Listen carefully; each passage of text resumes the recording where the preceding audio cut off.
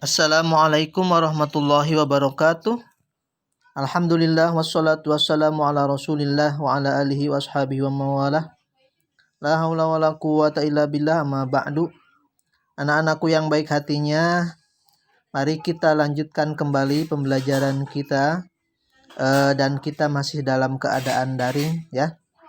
Masih online. Oleh karena itu, mari kita sama-sama buka dengan membaca basmalah bersama-sama. Bismillahirrahmanirrahim.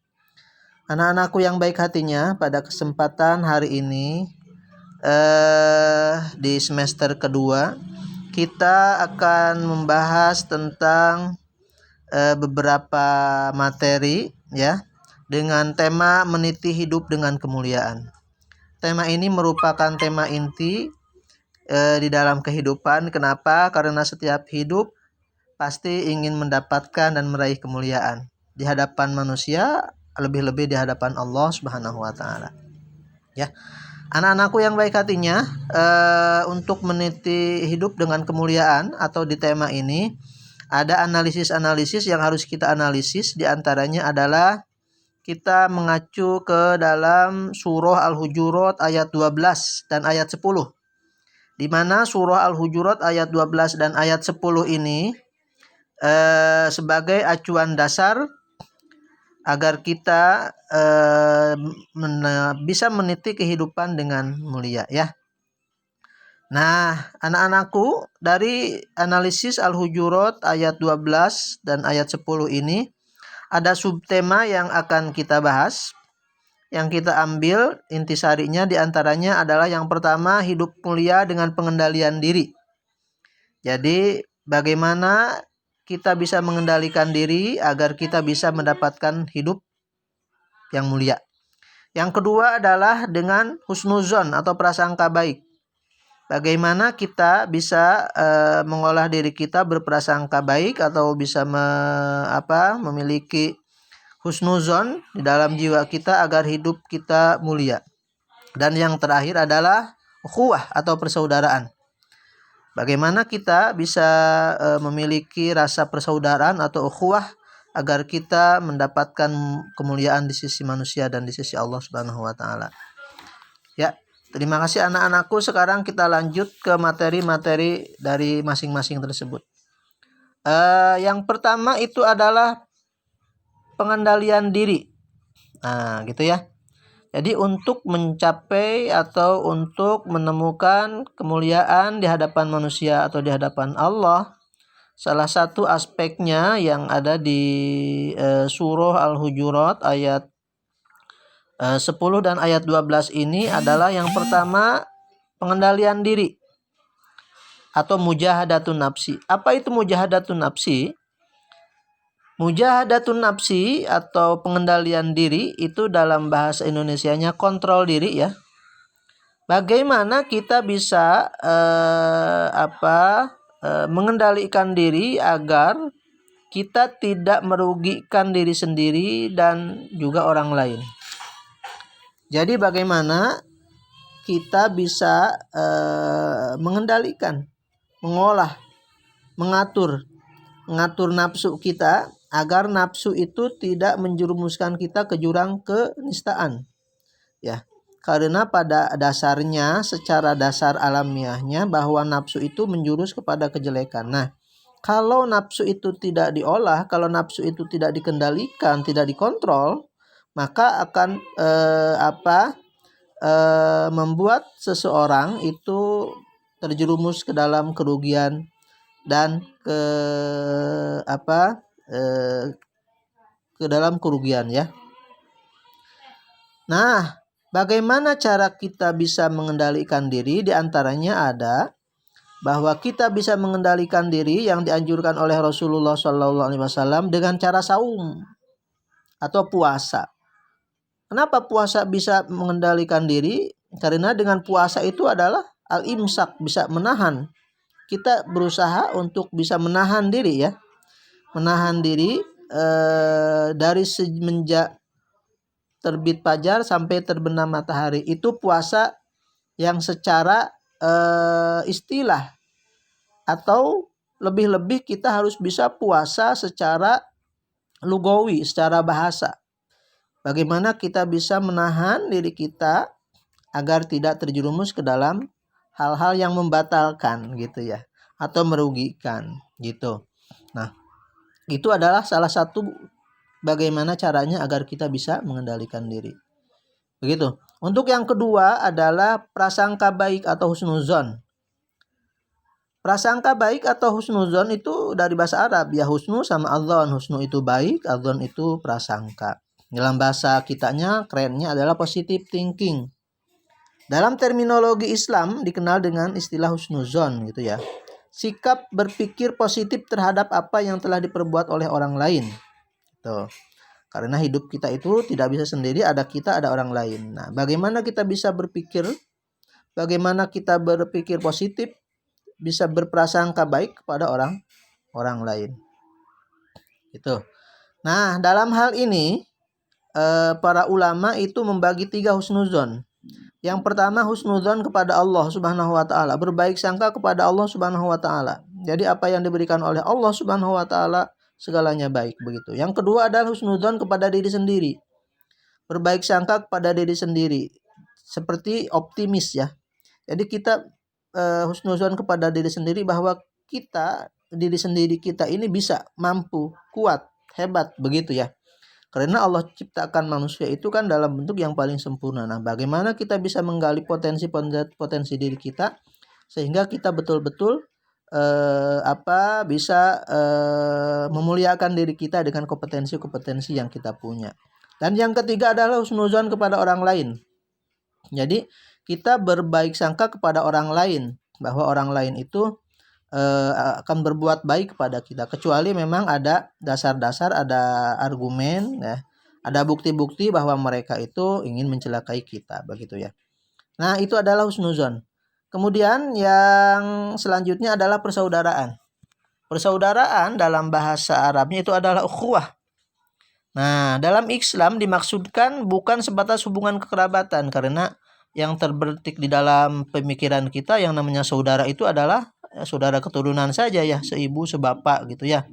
Nah, di sini melebar lagi atau lebih luas lagi yang dinamakan persaudaraan. Para ulama juga membagi persaudaraan menjadi 4 gitu ya. Di antaranya ada ukhuwah basyariyah. Ukhuwah basyariyah itu adalah persaudaraan sesama manusia.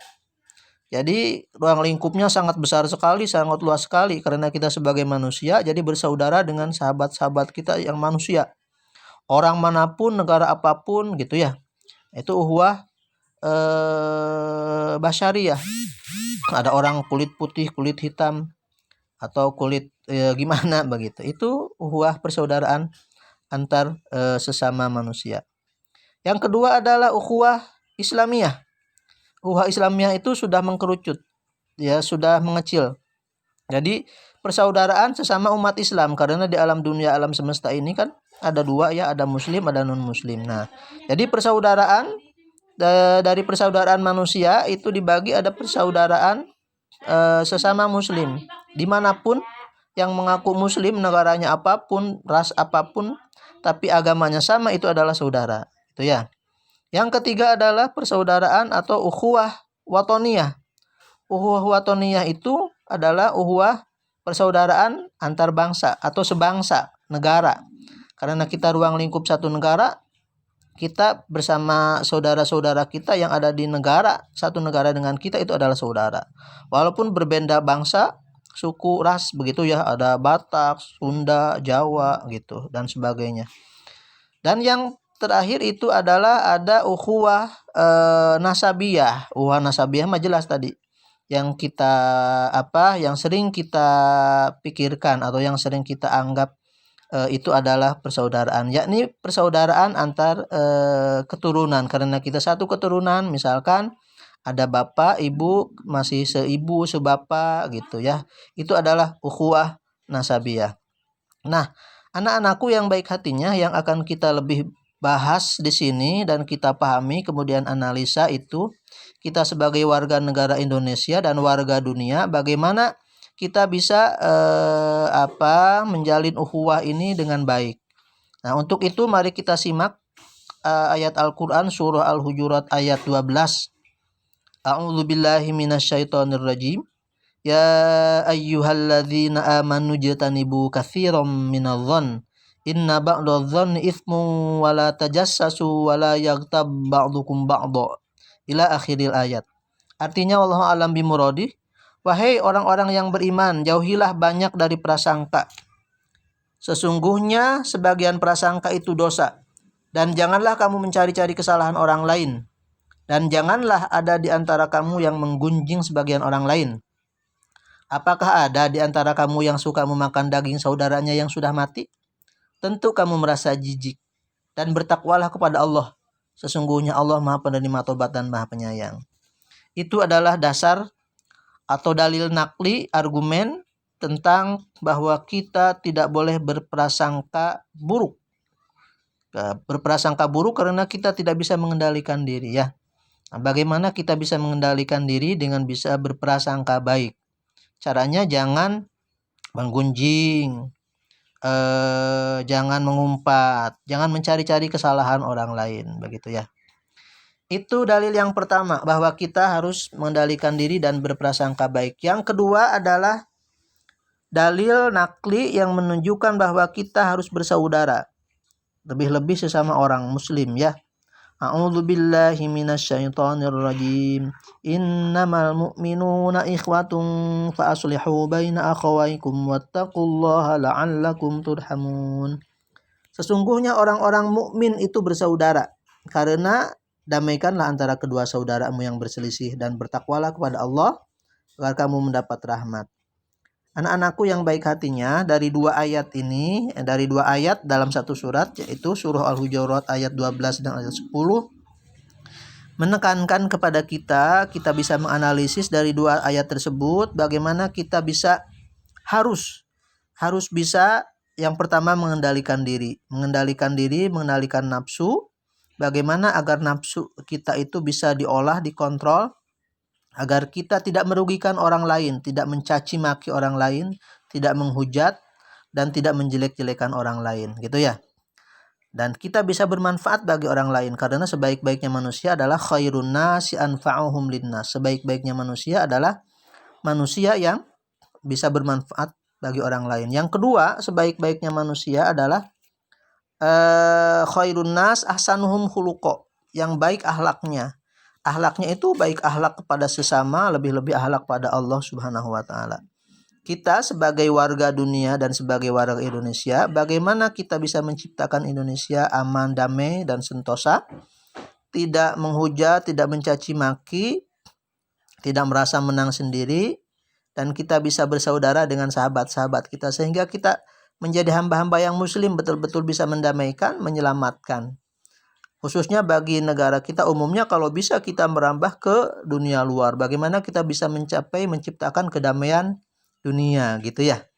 Nah, yang kedua, bagaimana kita bisa bersaudara dengan sahabat-sahabat kita dimanapun adanya. Jangan sampai sesama saudara kita saling bermusuhan. Bahkan di antara orang Islam saling mengkafirkan, saling menghujat, itu tidak diperkenankan ya.